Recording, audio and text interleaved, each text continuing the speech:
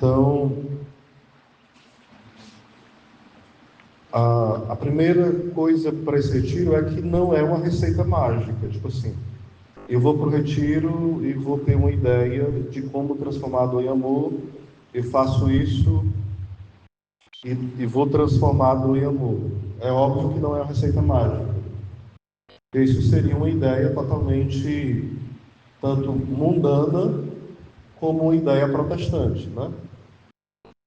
Porque a ideia do mundo é uma ideia muito fantasiosa, sentimentalista sobre isso.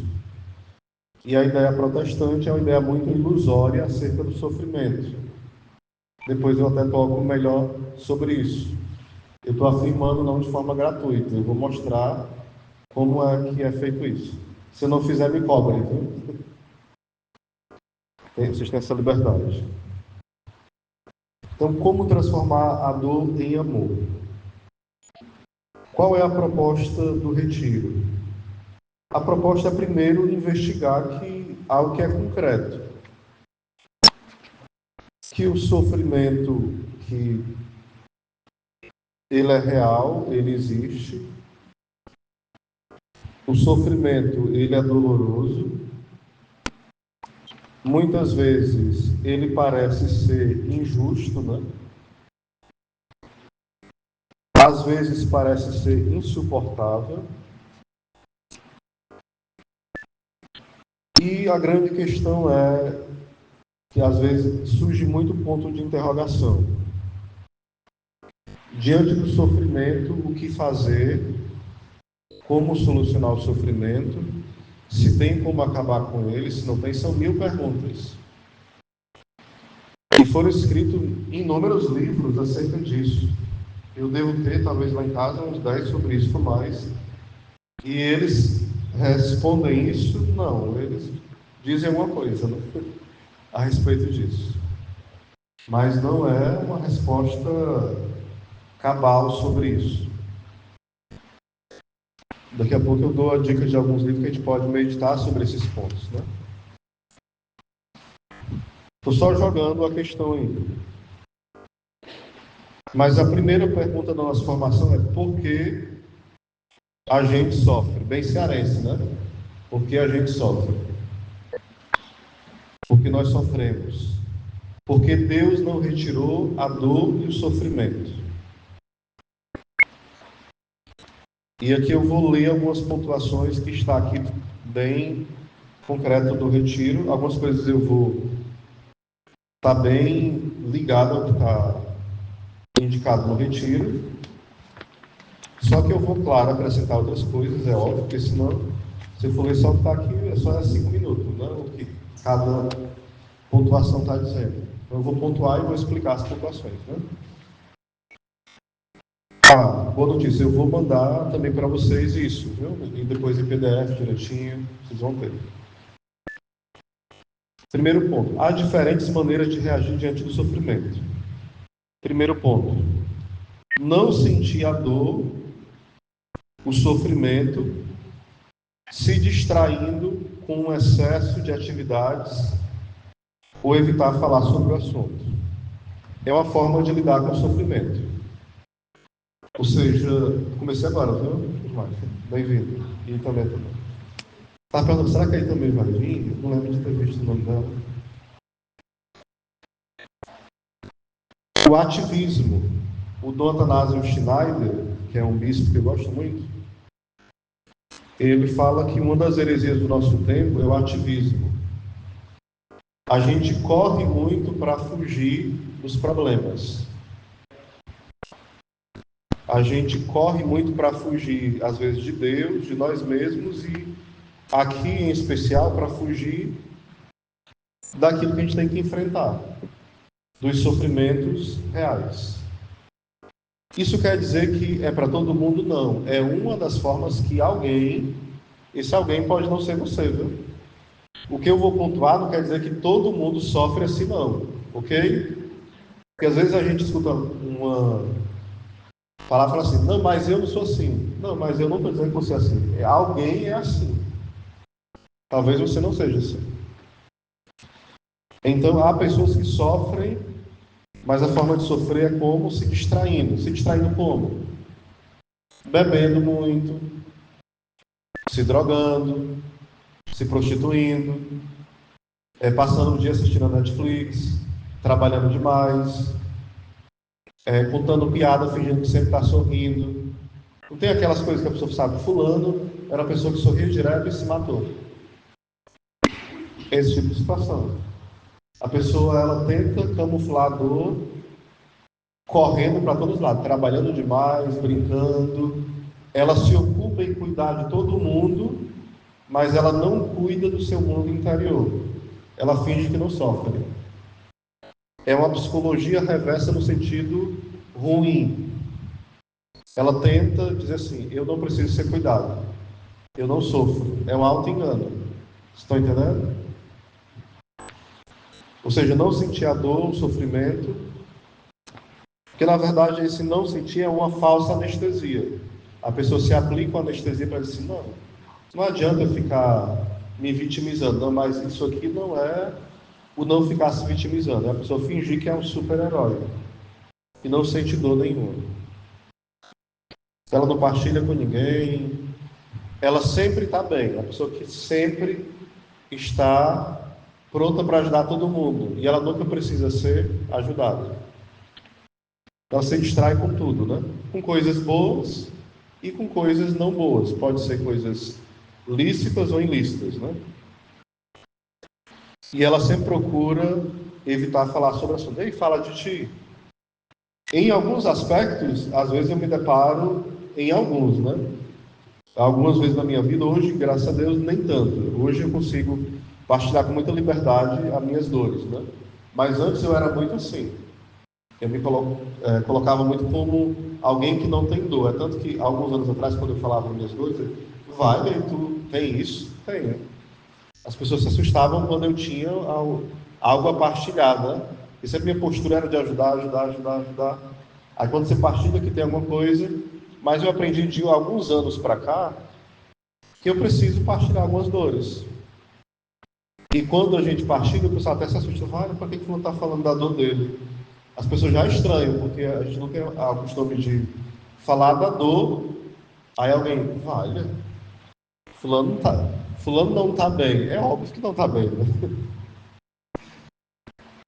É óbvio, porque não é um anjo. Tem dor, tem angústias interiores, tem dores físicas, tem problemas na família, tem crises.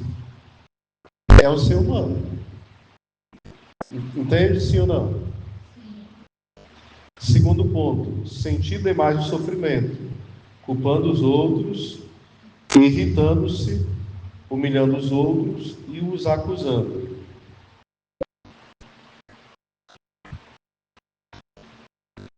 Isso aqui já é o inverso.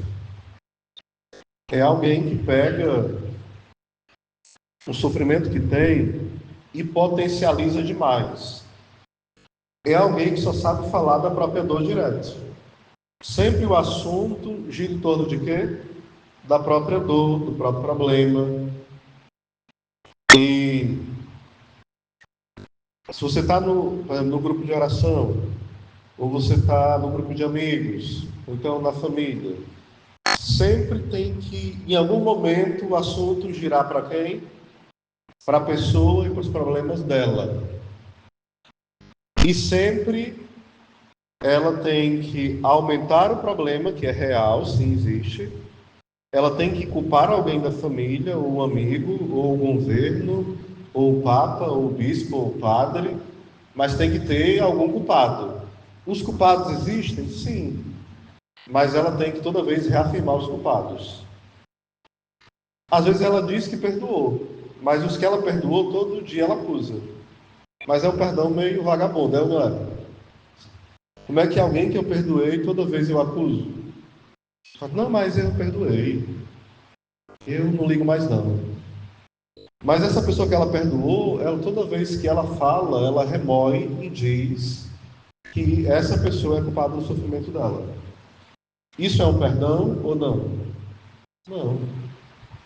Você pode chamar de perdão, isso nunca foi perdão. Há uma necessidade de evidenciar a culpa daquela pessoa. E geralmente a pessoa, quando evidencia isso, ela faz o quê? Ela se irrita ao falar disso, né? Que o ressentir é o quê?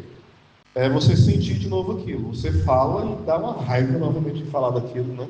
Não, isso aconteceu quando foi? Não, foi em 98. A me dá uma raiva quando eu lembro. Pudesse esganava, né? Então a pessoa, ela sente novamente aquilo e conta com a mesma força. Ela sofre novamente. E às vezes ela sofre tanto que ela contagia os outros com aquilo. A mulher que aguentou isso. Você tinha feito pior, né? Aí depois ela faz o quê? Ela humilha os outros, porque às vezes ela humilha a pessoa que tenta repreender ela para que ela perdoe. Ela, não, se fosse você, faria pior. E ela começa, ela está aquele sofrimento, uma postura muito de vitimismo, e ela humilha quem não entende aquilo. E depois ela começa a acusar, né? Quem está ali ouvindo e não entende ela. Então é super potencializar o sofrimento. Isso é um perigo terrível. Continuando.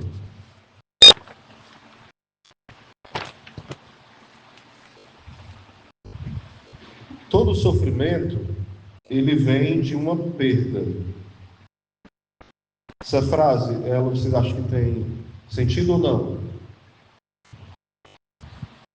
Se não tiver, vocês vão dizendo também. Que a gente vai formulando aqui, pensando juntos, né? Aí vai dizer, perda da saúde, perda do emprego, perda da confiança em alguém, perda da autoconfiança, no caso, né? Perda da graça de Deus, no caso, o pecado mortal, né? Ou seja, todo sofrimento é uma ausência de alguma coisa. Ausência de uma pessoa, ausência de saúde, ausência de esperança, ausência da graça de Deus. Ou seja, o sofrimento é uma ausência. Então, a busca da solução desse sofrimento é o que? A busca de uma presença. Para sanar, por exemplo, o sofrimento da doença, a presença o quê? Da saúde, né? Do emprego, do desemprego, no caso. Conseguir um emprego, ou pelo menos o dinheiro enquanto não arruma um emprego, né, Gilberto? A questão da desconfiança de si, voltar de fato a um processo de autoconfiança. Claro que não isolado de Deus, né? E a perca da graça, recuperar a graça pela confissão ou por uma contrição perfeita, né? Tranquilo até aqui, sim ou não? Outra pergunta que pode nos vir é: o sofrimento, ele existe, mas as pessoas boas, elas sofrem. As más também sofrem. Mas nos parece que, às vezes, essa parte eu pulei um pouco, depois eu volto para casa. Mas nos parece que geralmente os bons sofrem mais. Sim ou não? Pelo menos aparentemente, ou realmente, né? Os bons sofrem mais. E os injustos parece que sofrem bem menos, né? Pelo menos parece. E às vezes isso dá uma certa indignação. Mas isso acontece também no mundo do Antigo Testamento, no Novo Testamento. Isso acontece no mundo, desde que o mundo é mundo. Você vê o mal prosperar e você vê a pessoa que é justa penando, ou piedosa, ali no sofrimento terrível, dá uma certa indignação. Mas aqui cabe uma certa pergunta. Nós temos uma certa limitação em entender quem de fato é mal, sim ou não? Sim ou não? Nós temos uma certa... A voz está bem formada pelo nariz, não? Nós temos uma certa limitação de entender quem de fato é mal, mal mesmo. Vocês talvez achem que não, vou já fazer vocês pensarem que sim, né? E talvez nós tenhamos dificuldade de entender de fato quem é bom. Por exemplo, na Bíblia, fala, quando existe uma indignação sobre o homem mau, é o ímpio. O ímpio é um homem terrível, viu? Não é aquela pessoa que você não gosta, que apronta uma coisa ou outra. É um homem terrível, que pratica o mal assim, dia e noite, sem parar. Que todo mundo vê. E que é incontestável que ele é mau. E o homem justo, quem é? É o homem que todo mundo vê que ele é bom, que ele é piedoso e que é incontestável que ele é o quê? Um homem honrado, justo e procura agradar a Deus. No nosso dia a dia, geralmente nós vemos pessoas, no normal, nós vemos pessoas que são, no geral, de forma incontestáveis más, no geral, e incontestáveis boas, ou nós vemos geralmente pessoas medíocres? Que a gente vê assim. Você pode pensar, não, mas eu vejo pessoas que são muito ruins. Mas eu não falo em quantidade, em termos de quantidade. Tipo na sua família, entre 20 pessoas, talvez você veja pessoas muito afastadas da igreja, mas você vê ela ser bom em certos pontos, legal em certos pontos, simpático em certos pontos, capaz de até se sacrificar em certos pontos, sim ou não? Você pode chamar essa pessoa de ímpia, de má? Não. Vocês estão entendendo? Na caminhada na igreja, convivendo, você vê pessoas servindo na pastoral, servindo na igreja, servindo no shalom, tendo uma vida dedicada. Mas você pode chamar essa pessoa de fato de justa?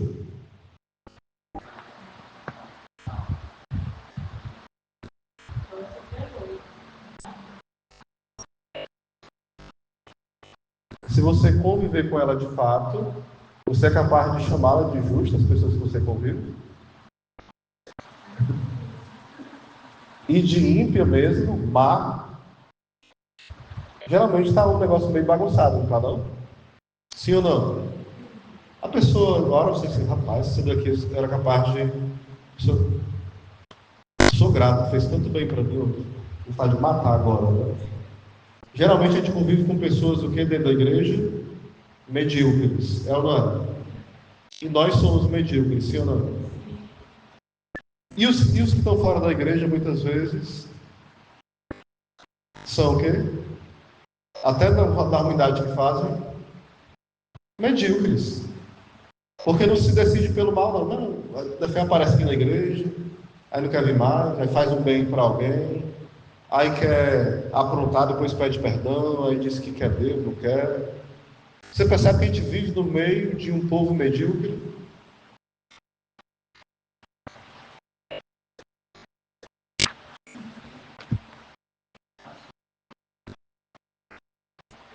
Isso mostra que, para a gente dizer assim, então eu vou ficar indignado porque o mal está prosperando. Que mal? Que homem mau? Talvez tenha um ou outro que você diga, poxa vida, eu sei que aquele ali, ele mata, ele extrapola, ele faz isso, ele pisa. E você, de fato, saiba de alguém específico que ele é capaz de tudo para destruir as pessoas. Talvez você tenha notícia de uma pessoa dessa, talvez. Mas são raros, sim ou não? E talvez você tenha notícia de alguém na sua família que ela é capaz de sacrificar dia a dia pelos outros e é uma pessoa que, de renúncia diária, embora tenha fraqueza, mas é uma pessoa de uma vida inteiramente ofertada, gasta. Mas são raras, sim ou não? Não são tão comuns. Nós somos geralmente o quê? Medíocres. Quando a gente aprende a transformar dor em amor, é para a gente parar de quê? De ser medíocre.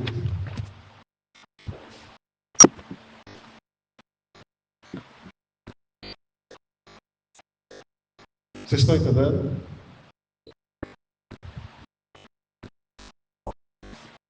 Então a gente tiraria muito o nosso olhar dos maus, dos bons, e ficar sendo... A gente é tão medíocre que a gente se coloca no trono de Deus, né?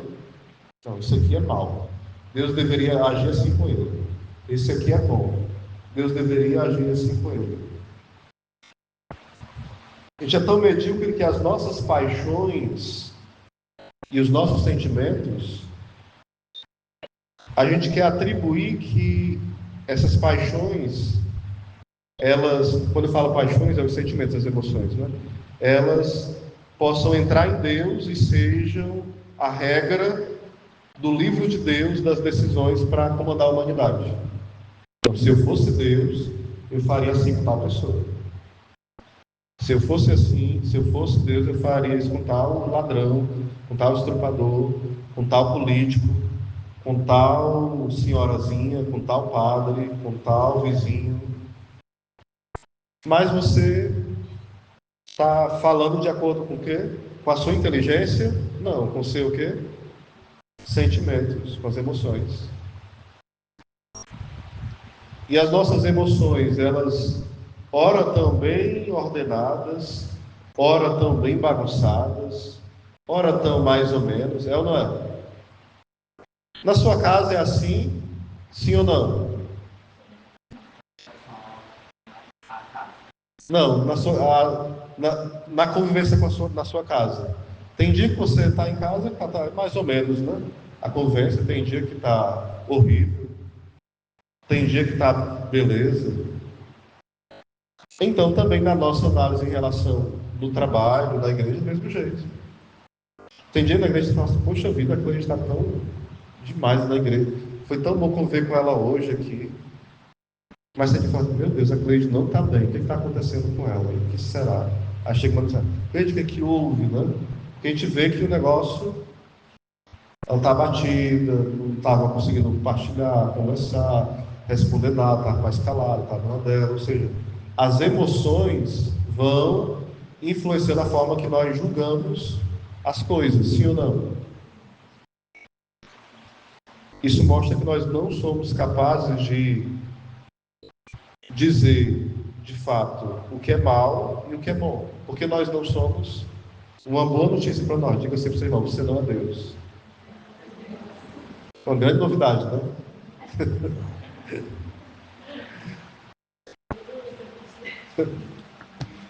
Como diz ele, hello, você não é Deus. Mas essa é a tentação lá do Éden, lá do jardim, né? Quando a serpente vai tentar Eva e Adão, e Adão e Eva são tentados, qual é a primeira coisa que a serpente faz? Lançar dúvida. A primeira coisa que a serpente faz para com aquelas duas criaturas amadas por Deus é o quê? Lançar dúvida no coração deles. Porque quando nós temos dúvida acerca do que Deus quer para nós, do amor de Deus para conosco, aí começa todo o desastre. Começou todo o desastre da história humana e começa todo o desastre também da nossa história. Eles começaram a pensar, mas espera aí, Deus está me tapeando, né? Eu posso saber o que Ele sabe. Eu posso ter o mesmo poder de decidir como Deus decide. Deus está me escondendo alguma coisa. Então essa dúvida que o demônio semeia é causa de grande sofrimento para Adão e para Eva. Como para nós hoje, é uma grande armadilha que o demônio lança. Às vezes até a grande pergunta que hoje continua, né? Por que que Deus deixou Adão e Eva pecarem, né? Por que que Eva e Adão pecaram? Tem até no livro Como Transformado em Amor, que uma das dos dons préternaturais. Já ouviram falar sobre esse nome? Quem já? Ninguém? Dons préternaturais. Porque quando Adão e Eva foram criados, eles receberam dons sobrenaturais, que é a graça santificante, graças que só Deus pode dar e que participam da vida de Deus ali.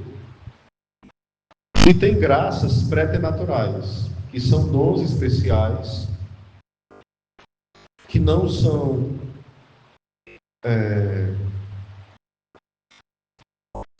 que não fazem participar da vida de Deus, mas estão abaixo, mas não são dons que são próprios do homem, estão acima do homem, mas estão abaixo de Deus. Tipo, os anjos, eles têm ações preternaturais. Os anjos não podem fazer coisas sobrenaturais. Eles podem fazer coisas o quê? Preternaturais, né? Mas isso aqui já é outro assunto mais complexo, né? Então, o que acontece? Algumas coisas os homens receberam. No caso, o homem e a mulher, né? Alguns dons preternaturais. Tem uma coisa lá que é meio complexa, que eu teria que analisar direitinho. Por exemplo, a impecabilidade. Tem dito, eu digo isso porque vocês podem um dia comprar esse livro, aí eu já lancei esse questionamento, que é complexo, né? Porque quem for comprar o livro vai ver isso. Que o homem recebeu, deixa eu olhar se eu acho, parte de 2 e 2 aqui na tela. Quanto eu acho?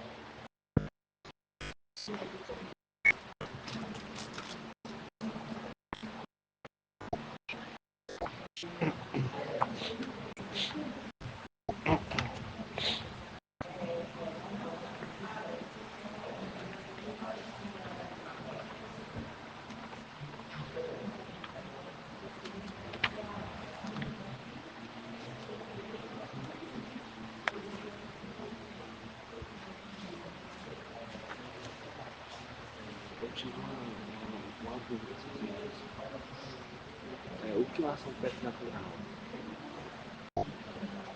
Pronto, eu vou explicar direitinho, tá vendo?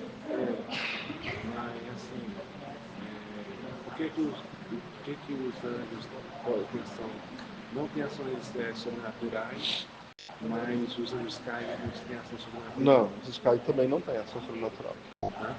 Os anjos caídos também não têm. A ação dele também. Eu vou. É nesse ponto aqui, ó. Aí eu vou explicar para vocês bem direitinho essa parte aqui. Entendeu? Mas boa pergunta.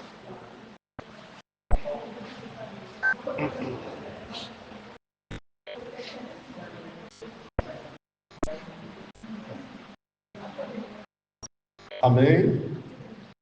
Vou ler como está aqui, ó. Deus nos criou para sermos felizes. Não criou o mal nem o sofrimento. Antes do pecado original, o homem gozava de 4 dons chamados preternaturais.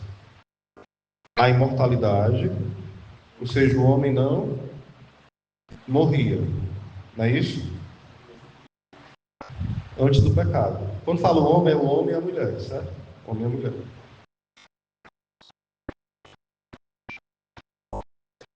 A integridade.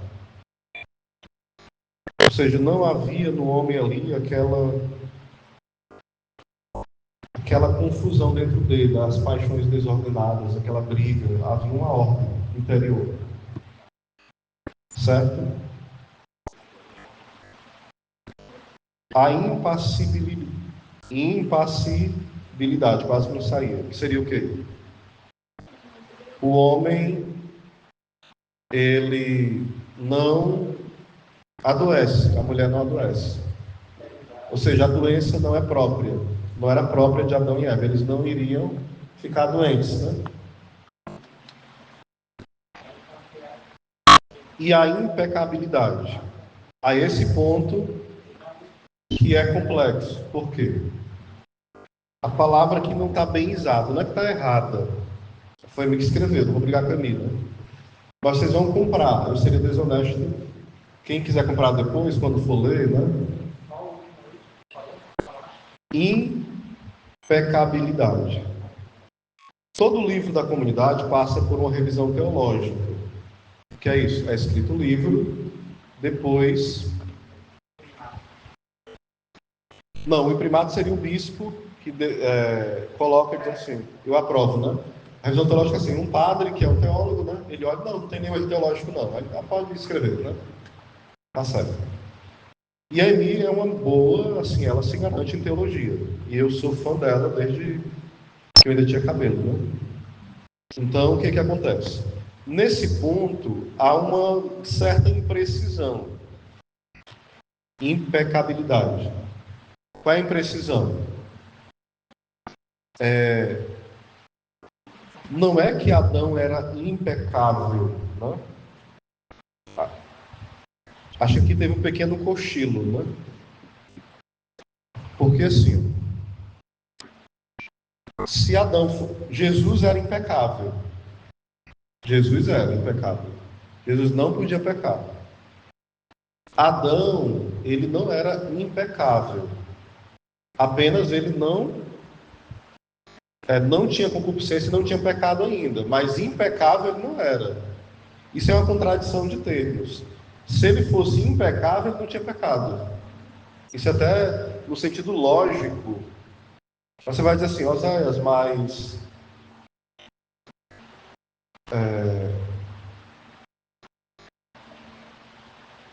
mas ele era imortal e morreu. No sentido de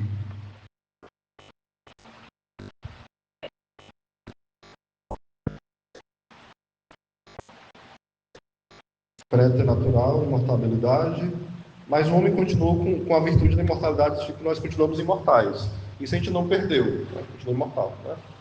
Algumas coisas a gente não foi perdendo. O termo, ele não é que ele é errado, mas ele é impreciso. Porque, tipo assim, era como se Adão, ele sendo impecável, ele pudesse resistir ao pecado. E não, o demônio não pudesse fazer ele pecar. Isso seria bem contraditório, porque tendo esse dom de não pecar, é óbvio que ele não ia pecar. Vocês estão me entendendo? Esse termo está impreciso. Estou dizendo que está... Talvez ela ia colocar alguma coisa relacionada ao pecado, alguma força a mais contra o pecado. Tinha, óbvio, né? Adão tinha todas as condições de dizer não ao pecado, sim ou não? Sim. Mas isso tornava ele impecável? Não. Vocês estão entendendo? Porque se tornasse, não tinha pecado. Isso aqui é apenas uma questão lógica. Estou sendo honesto por quê? Porque uma vez vocês comprando o livro, não quero que vocês façam um raciocínio meio confuso. Oi?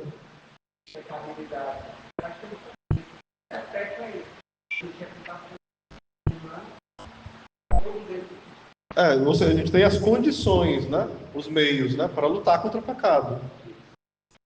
Mas a gente é impecável? A gente tem, tipo assim, a gente tem impecabilidade? Não é? Não tem. Então o termo é inadequado, vocês estão entendendo? Eu estou fazendo uma crítica a Eni? Não. Eu também, eu já escrevi, eu acho que uns 20 e-books. Eu devo ter um bocado de besteira lá, que o que ela escreveu não foi besteira não, viu? Mas eu devo ter escrito um bocado de coisa que está imprecisa também. Certo? Então quem for ler o livro, esse termo não está muito legal não. Não está, certo? Só um adendo. José, precisava de fazer isso? Eu acho que por honestidade era bom. Eu nem pensei em fazer isso. Mas quando eu fui ler aqui a formação, achei viável. Beleza? Deu para entender sim ou não? Até porque, por exemplo, tem uma dimensão sobre Jesus que às vezes o pessoal fala assim: Jesus ele podia pecar sim ou não?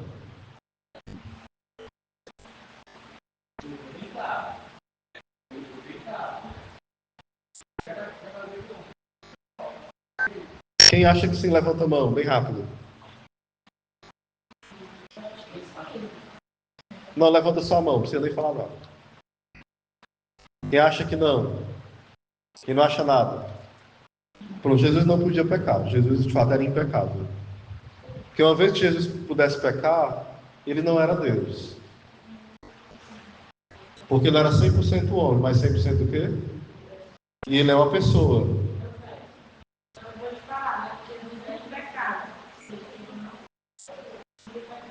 Sim.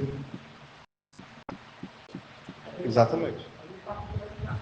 Passou.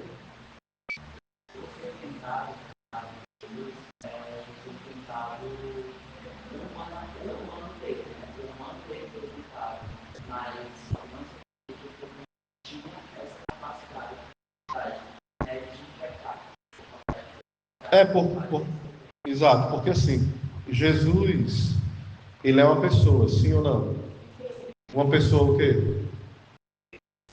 Divina. Diga comigo, divina. Uma pessoa divina pode pecar? Pronto, acabou a conversa. O restante é outro curso, Jesus a vida cristã.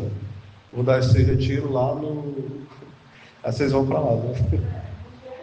Lá no Pedra Branca.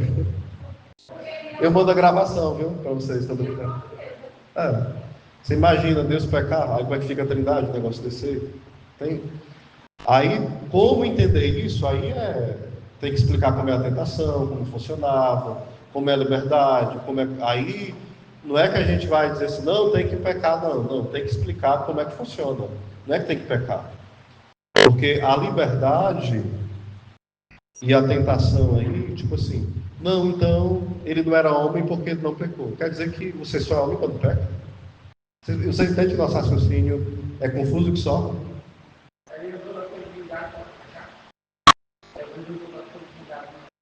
São respostas que eu darei depois para ti. Vamos continuar aqui. Mas foi legal, não foi? Vamos voltar aqui, né? Então, o demônio jogou o quê? Dúvida. É isso que ele gosta de jogar. Dúvida na gente. Mas eu não joguei dúvida não, viu? Eu joguei luzes. Sede de aprendizado. Não estou agindo como demônio, não. Uma coisa que a gente se incomoda com o sofrimento, ele causa o quê? Dor.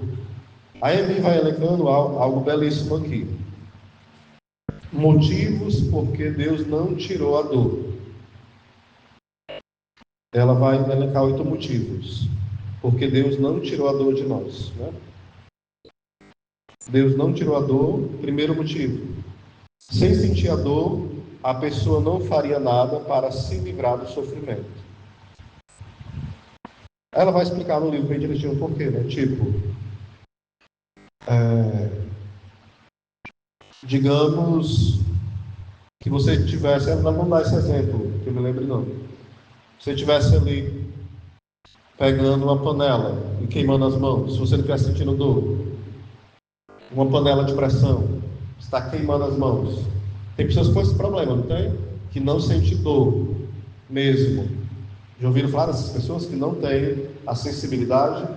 Então acontecem desastres imensos com ela. A pessoa está ali e ela tem até uma mãe de uma amiga minha que ela tem um caso de epilepsia e teve uma vez que ela deu uma convulsão na hora que ela estava na cozinha. E ela se agarrou com ela de pressão na hora que deu convulsão. E a mão dela ficou toda queimada aqui. Ela não estava sentindo totalmente, talvez, a dor, não sentiu a dor, não sei como foi totalmente, não sei como é esse processo, no caso da epilepsia em si, né?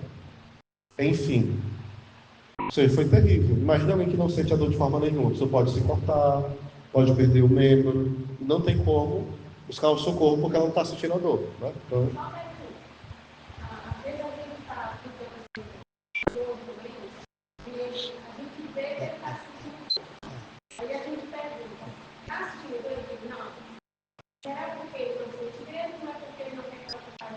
varia de idoso para idoso, né? Varia de pessoa para pessoa, né?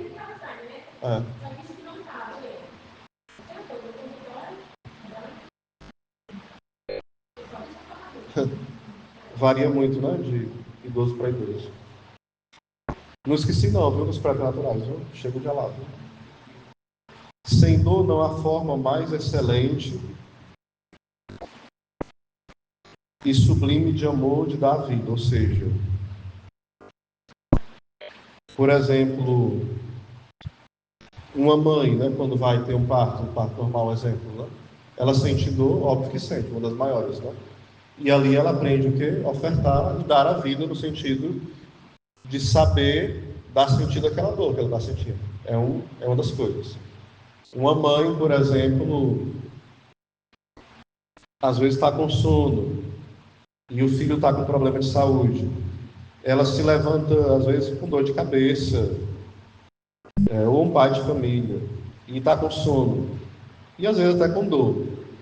E o filho está com problema de saúde. Ela se levanta como? Achando graça e com muita vontade de cuidar do bebê, não é assim?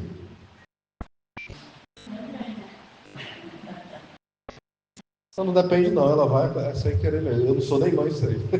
A gente conversa, faz.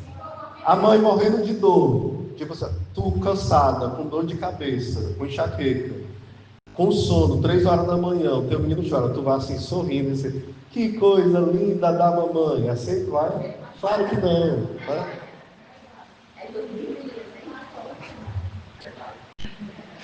Por isso que eu digo assim, ó, para você pregar, só fala assim, ó, olha, se você, para ser um pregador, né, você tem que, por exemplo, para ser um pregador, você tem que, por exemplo,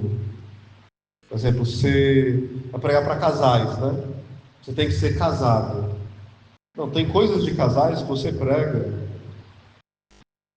que parece que você fala assim para o casal, fala assim, olha, como é que ele sabe? Como é que ele sabe que eu passo por isso, sendo celibatário? Primeiro, lê alguma coisa que preste sobre isso de pessoas que já foram casadas, né? E são casadas há 30, 40 anos. De terapeutas, de psicólogos, de especialistas que tem cuida de família, sei lá. Outro, no aconselhamento. Outro, rezando.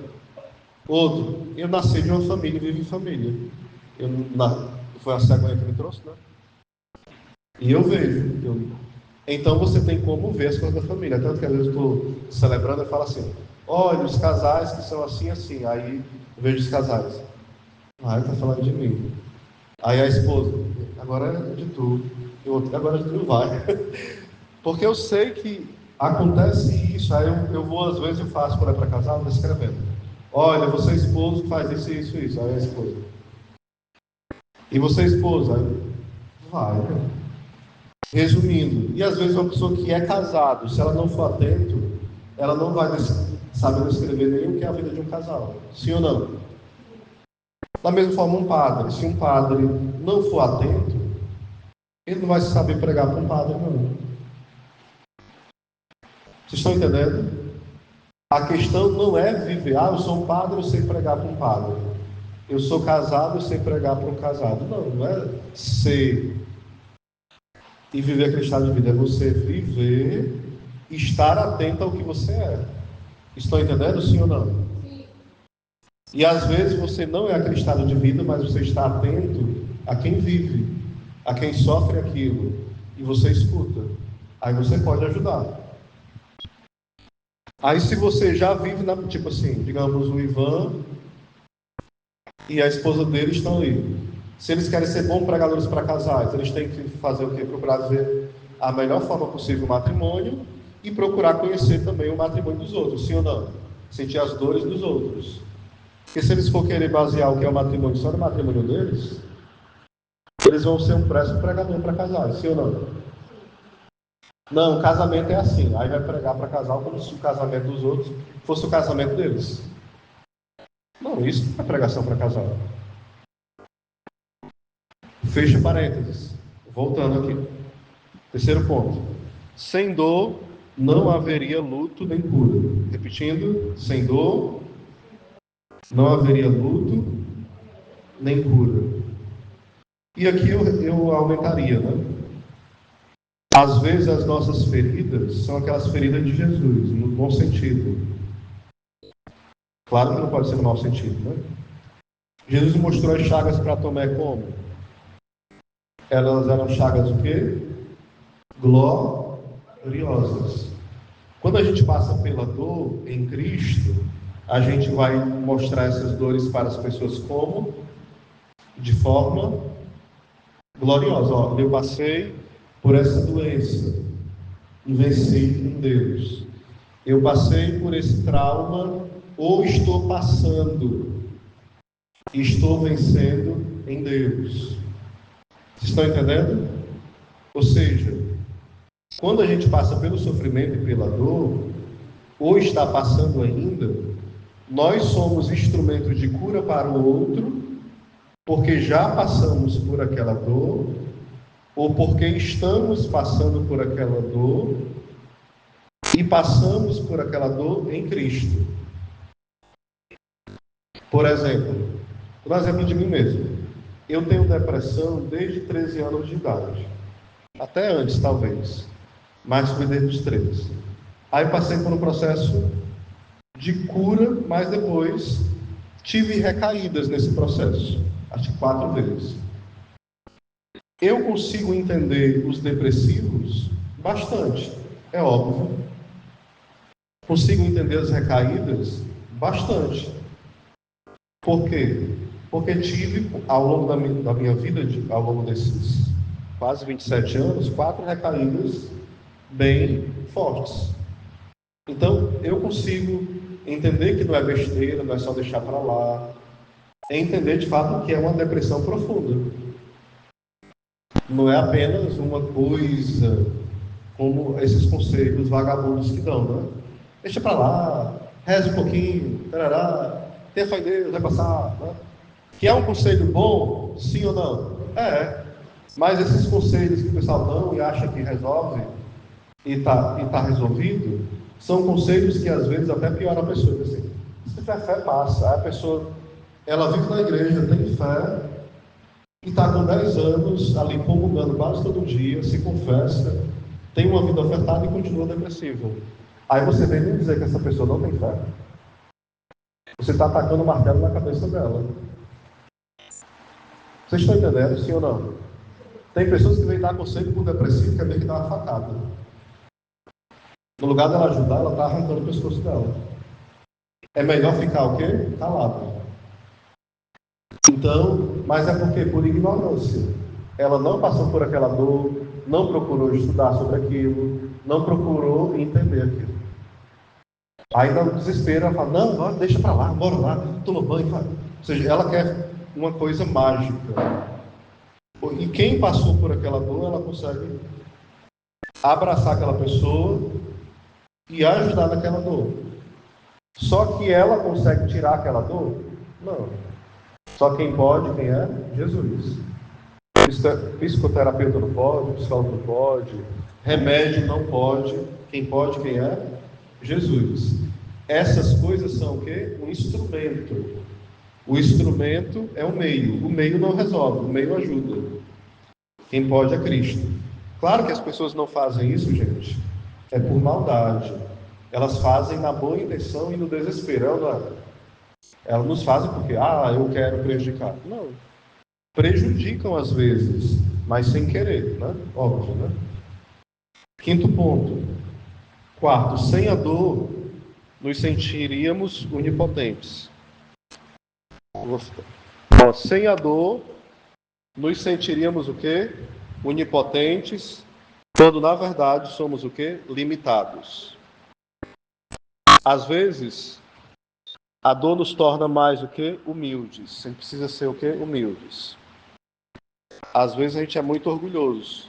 Se a gente não sofresse, não apanhasse, a gente era mais orgulhoso ainda. A gente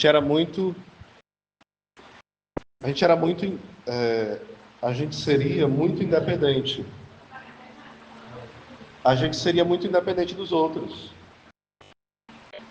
A gente apanhando, igual galo de briga, como diz, né? A gente ainda é muito orgulhoso, não é? Nariz empinado, todo para frente, né? A gente quer ser muito isolado. Então essa mania de onipotência, a dor nos ajuda a diminuir um pouco, perceber nossa limitação. Sem a dor, seríamos incapazes de ser gratos. Isso aqui é forte, né? Geralmente a gente é muito ingrato. A ingratidão é algo que nos persegue. Ou seja, quando a gente está com dor, a gente precisa de ajuda, é ou não é? De alguma forma. Tem-se as múltiplas formas de pedir socorro, né? Para desabafar, para ser ajudado na família, precisa. Então, depois, é preciso o quê? Ser grato, ter gratidão.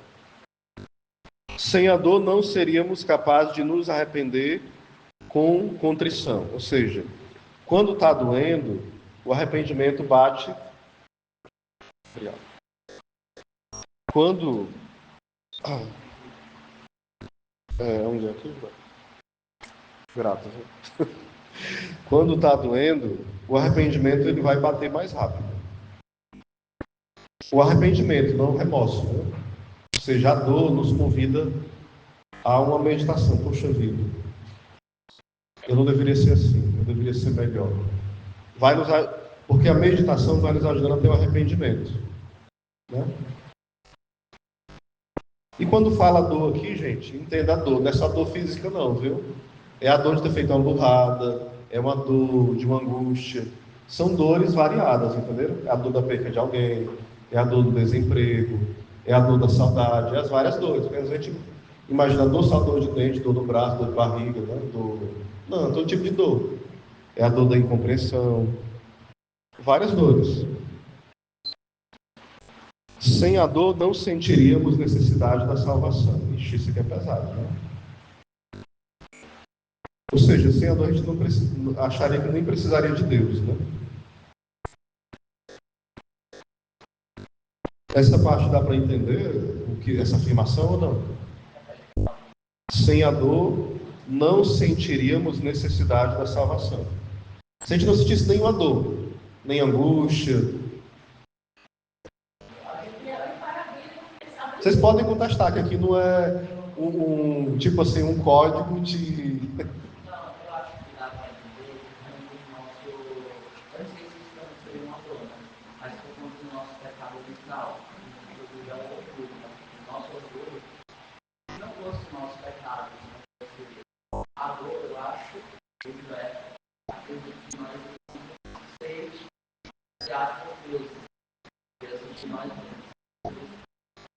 Sim.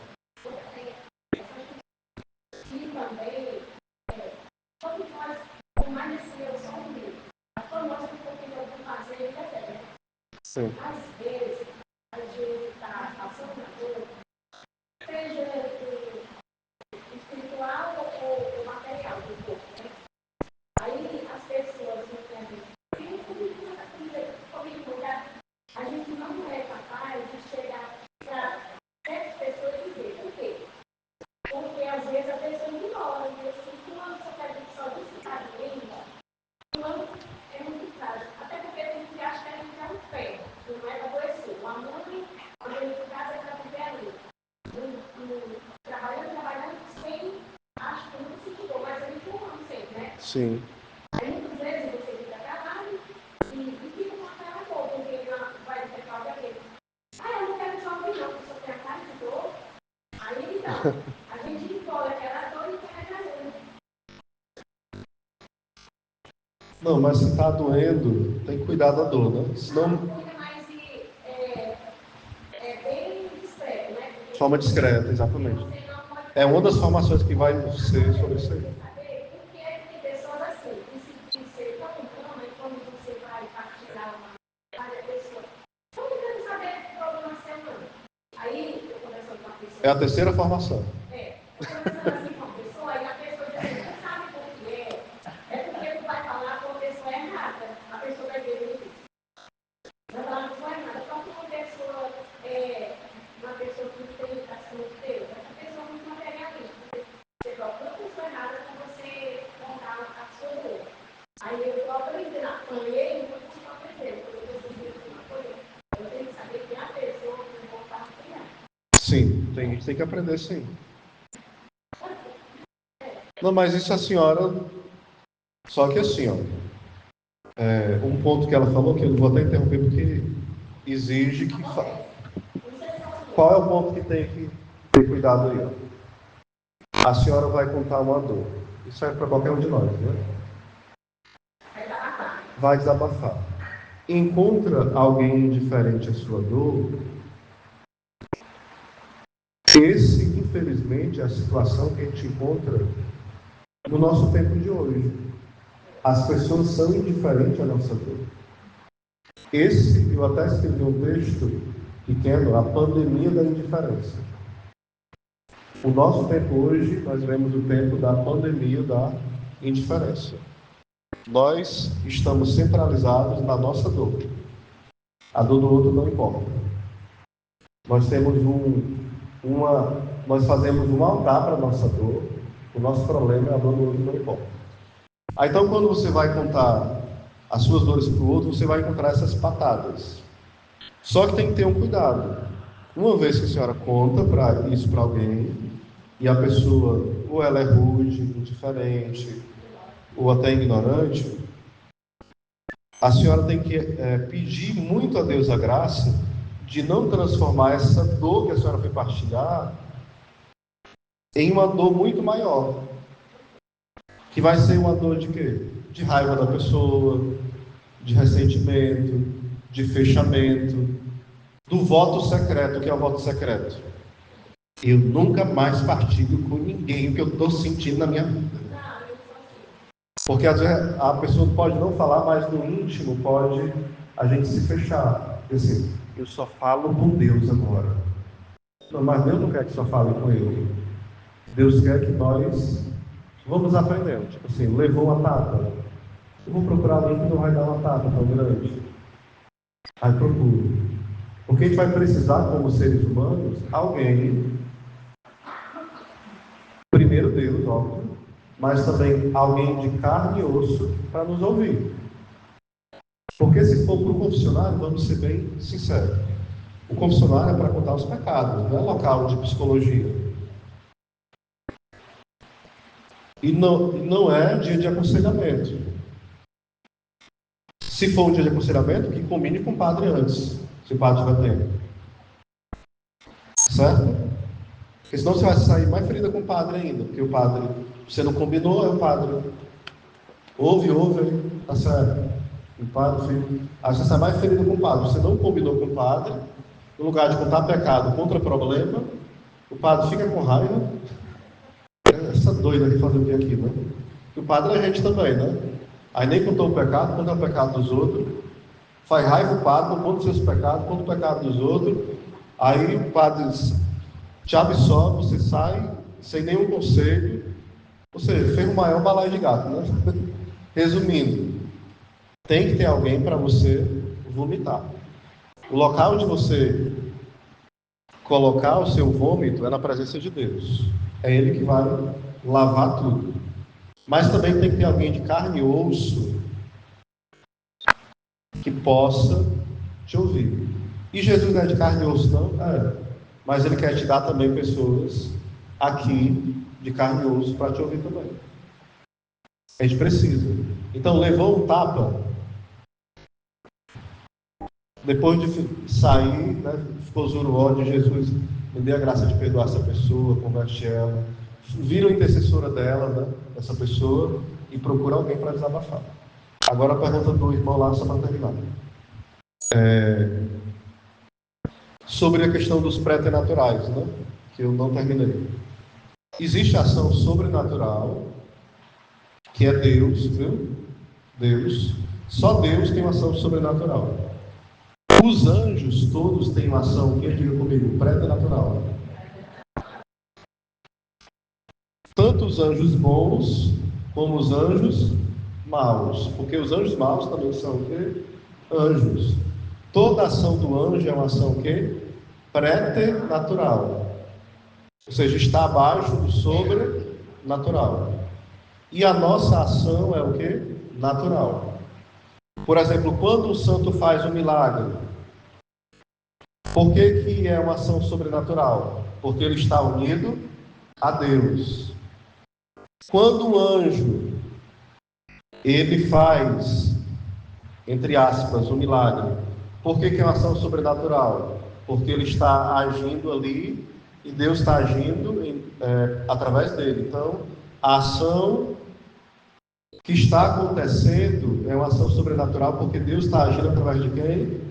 Do anjo, entendeu? Mas se for uma ação puramente só do anjo, é uma ação o quê? Preternatural. Se for uma ação só do anjo, é o quê? Se for só do demônio, é o quê? Preternatural. Entenderam? Se for só, por exemplo, Santo Antônio, sem Deus estar agindo através dele, é o quê? Natural. Mas se for Deus agindo através dele de uma forma milagrosa, é o quê? Isso serve para o anjo e serve para o ser humano. Entendeu? E para o demônio, ele só age de forma sobrenatural, porque o demônio não vai fazer milagre, né? Entendeu?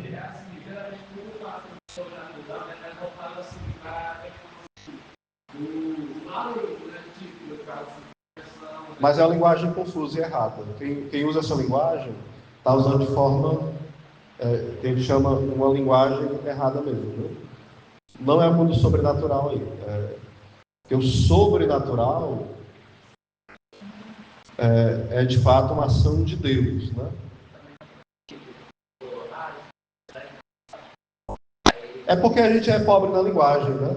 Assim, ó, o demônio se manifestou, é uma ação sobrenatural. Não é sobrenatural, o demônio não tem um poder sobrenatural, né? A gente poderia usar de uma forma, de uma linguagem pobre. É sobrenatural porque está acima do nosso natural. Comparado a nós, está acima do nosso natural, né? Tá entendendo? Tipo assim, um cachorro falar é acima do quê? Do natural, sim ou não? É o quê? Estão entendendo? Então, nessa linguagem, a gente poderia dizer, é acima da natureza dele. Então, o que está acima da natureza, se eu sair voando, isso aqui é sobrenatural, que eu não vou. Então, o que está acima da natureza, daquela criatura, é sobrenatural. Então, o demônio não pode fazer algo sobrenatural. Ele pode fazer aquilo que está na natureza dele, que é algo preternatural. Mais ou menos isso. Pode ter uma imprecisão ou outra, mas é por aí. Então, só podia ser no máximo 1 hora, já deu ponto. 1 hora, 2 minutos. Vamos para o nosso